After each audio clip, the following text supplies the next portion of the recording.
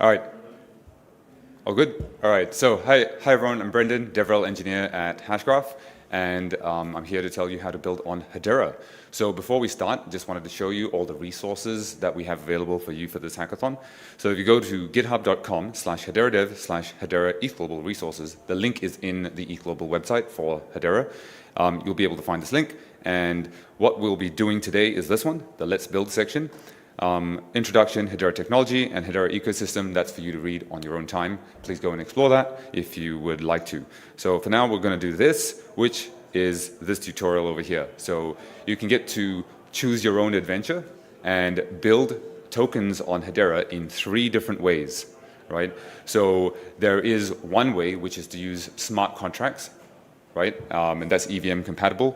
And then you can also use Hedera native service called Hedera Token Service, or HTS, and you can use that to build a token without using any Solidity, right? Just JavaScript, Java, or Go, take your pick. So if you're a Web2 developer, that's perfect for you. And then finally, the third way is to build it using Hedera. You can use a Hedera Token Service token, and then you can interact with it via Hedera Smart Contract Service. So that's like an interoperability thing. So I just wanted to have a show of hands here. Who here considers yourself to be a Web2 developer, right? Primarily, okay? And then how about who here considers yourself to be more of a Web3 developer? So more in the EVM side. Okay, all right. So with that, I'm just choosing which one to do, because you can explore this repo in your own time, and there's like multiple of them, so you can explore all 3, and I encourage you to do so. But for now, let's do the Hedera Token Service way, the native one. So the first thing you'll want to do is open this in Gitpod. So you just open that in a new tab. It's just a link, and for those of you who've never used Gitpod before, this is basically a cloud development environment. It takes about 10 seconds to spin up a fully working environment. So I'm just going to make the font size a little bit bigger so that's easy for you to see. And if you're familiar with Visual Studio Code, right, this is VS Code, but it's not an app on your desktop. It's inside the browser, right? And it's all running on a Docker container hosted by Gitpod. So it's really convenient. All the dependencies have been set up for you. So just orientation. Here are all your files. This is the code editor area, and this is your terminal. And you'll notice that there are multiple terminals. You can ignore all of them except for this one, which is the main one.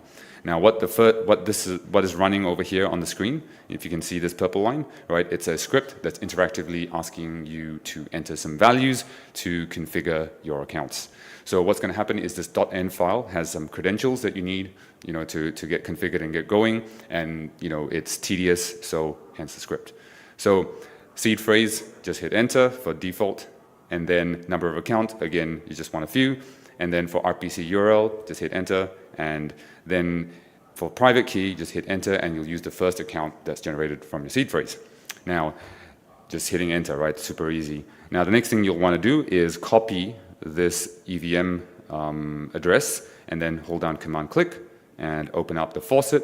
Faucet dispenses HBAR, which is the cryptocurrency in Hedera, into the accounts that you select. So let's paste that address, receive your testnet tokens, and select I'm not a robot, and then confirm transaction. And within a couple of seconds, you should see successfully sent. So once you've got this, you can close the faucet, and you can come back here to the terminal, and then hit enter. And it'll just basically check the account, whether it exists, whether it's been funded, and create a couple of other ones. Now, once you've done this, look at that. I'm going to type Y for yes and hit enter, and you'll see the .env file update with all the credentials, and it's just super easy. And then also it runs RPC relay off the back of that. So if you're doing smart contracts, it's all set up for you. Now, what I just did would take approximately maybe 30 minutes, 40 minutes for a first-time Hedera developer. We just did it in about 2 minutes. Cool. So now let's build something. So what do we pick this now? Were we going to do the smart contract token or the HTS native token? Which one do we pick? Smart contract? Okay, raise your hands. Who wants to do smart contract version? Okay, that's the majority. Okay, let's go with that. So the first thing we're going to do is open up token HSCS, right? And we've got a Solidity file that I've already written, right? So this is not a Solidity tutorial, right? So this is a standard ERC20 smart contract, right? With the code, I've just copied it from a minimal implementation. It's not Open Zeppelin, but it's functional. And what we're going to do is compile that. So I'm going to do cd into token HSCS, right? So now we've navigated into this directory, and I'm going to do npm run to remind myself what the commands are.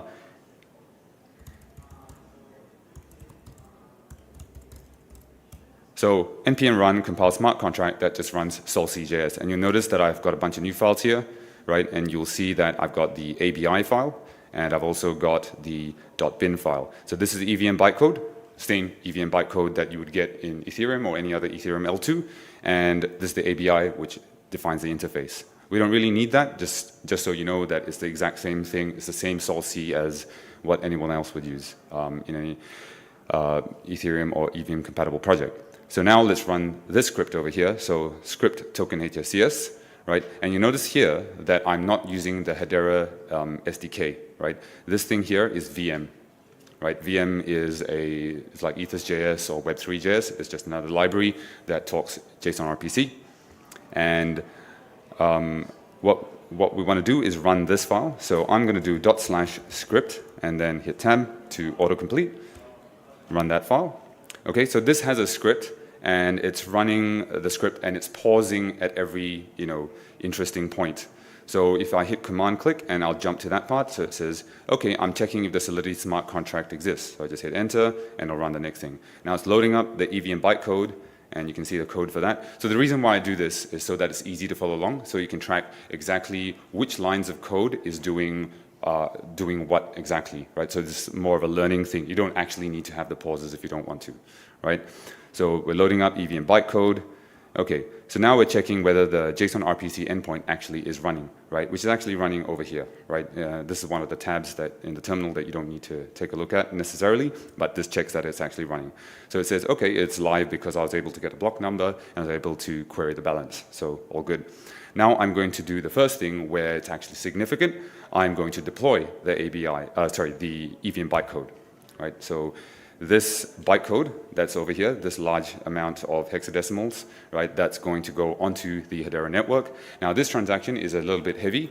We're expecting it to take maybe a couple of seconds. There you go.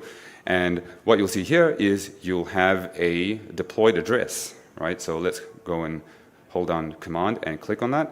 And what we have here is hashscan, right? Which, if you're familiar with Etherscan, is something very similar, but it's just a Hedera version of it. So we've got a smart contract here, and we can see it's bytecode, not very useful, just good to know that it's there. So then we go back here. Next step is to verify the smart contract, right? So this uses Sourcify as its underlying API, in case you are familiar with that. I'm just going to hit enter, and it has verified. So it says I've got a verification status of perfect, which is what I expected. So the next thing I'm going to do is submit the EVM transaction to transfer token balance. But before I do that, I wanted to come back to hashscan and refresh the same page, the same URL.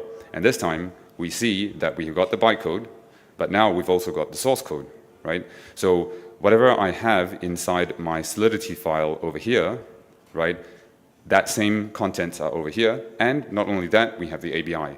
And this ABI is interactive, so you can just fill in whatever values and run the functions that you want. Quite similar to Etherscan, just a different format in the UI.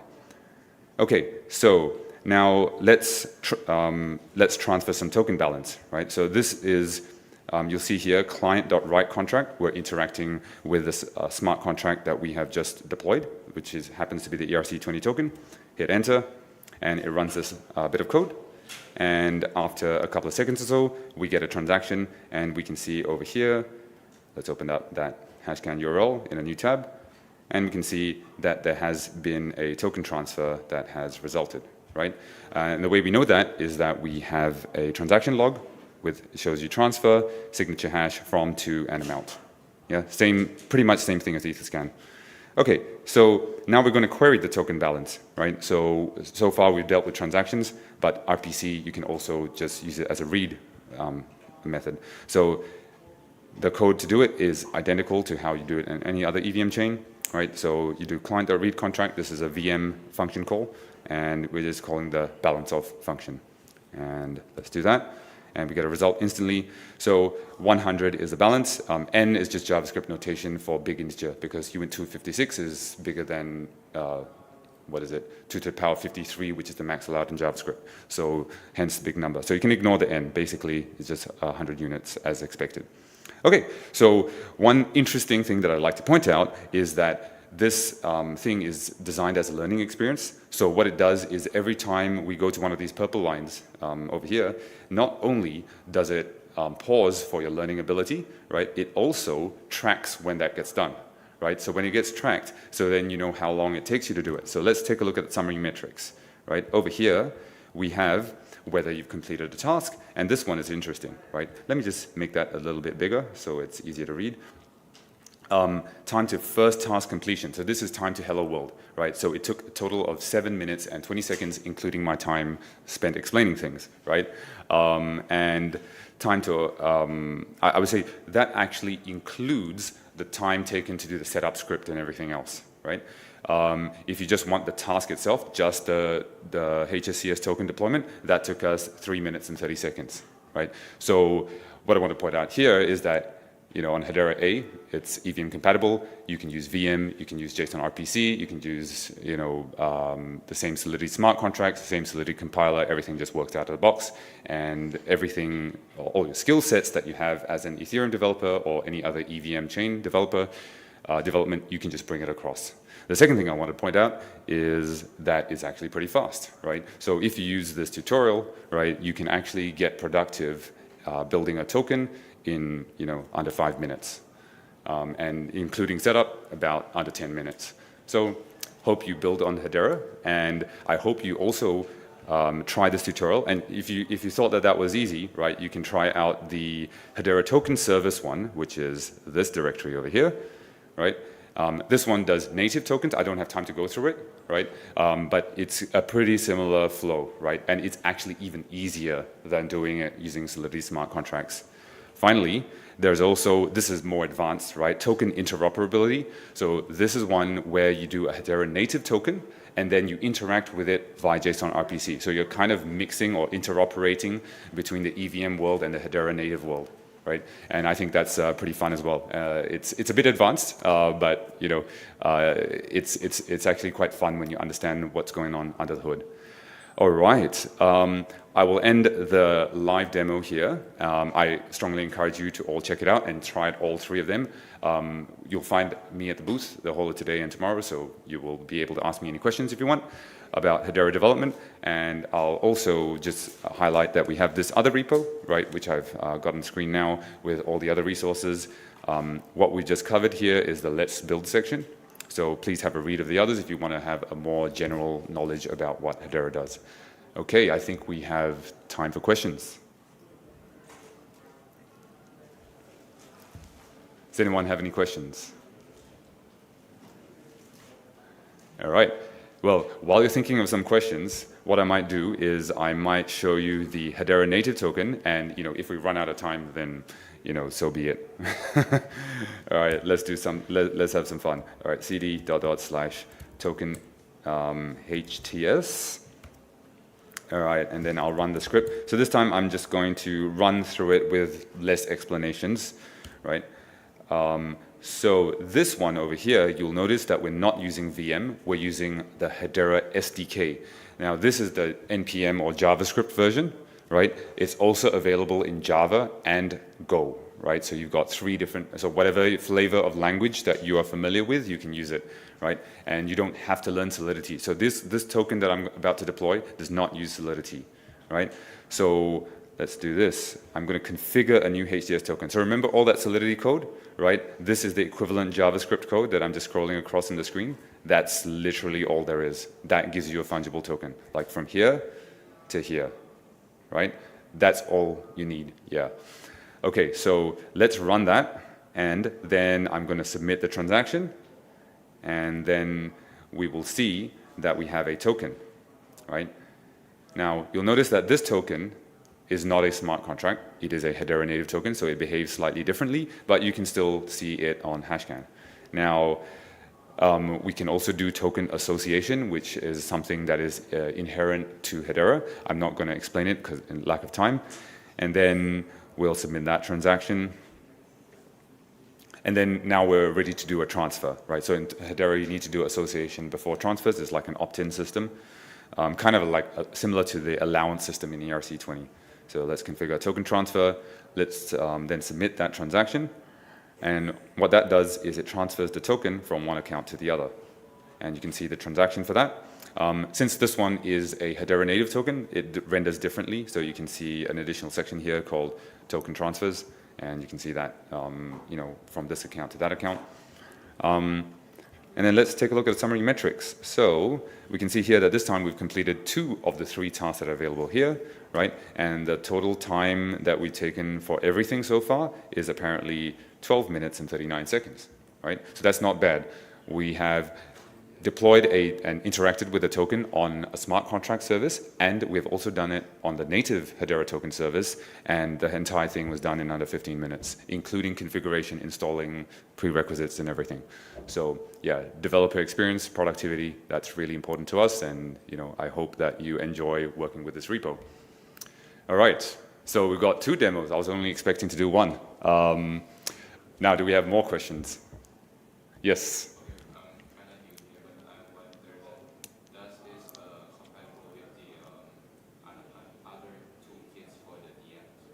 Other toolkits for the dApps. What's an example of a toolkit? Scaffold ETH, like Scaffold ETH from Austin Griffith. It's compatible in this. Yeah, it's compatible in the sense that you're using, let's say, VM or Ethers.js, right? So that would work out of the box. But in terms of like whether it works with, I believe it uses React or yeah. So that stuff is sort of secondary. It doesn't really matter what you use. So in theory, there's no reason why it couldn't work. It's just that you have to figure out how to sort of join them together.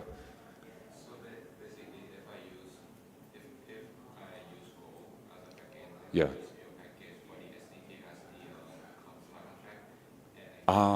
Okay, I get where you're going with this. Okay, so that is where interoperability comes in. So if you want to have an Ethereum tool or framework and work with the Hedera native tokens, that is possible, right? So the first thing is I'm assuming that you're going to be using an EVM compatible wallet, right? Like MetaMask, for example, right? And that operates entirely using EVM addresses, etc. So every Hedera native token has an alias as an EVM address, and you can just interact with that. Then you can use the code that you find inside of here, right? And you'll notice this actually interacts with the Hedera native token, but it doesn't do so via the Hedera SDK. It's actually using VM. Right, so this would be exactly what you're asking about. Yeah, so you're looking at the more advanced thing, but I'm prepared.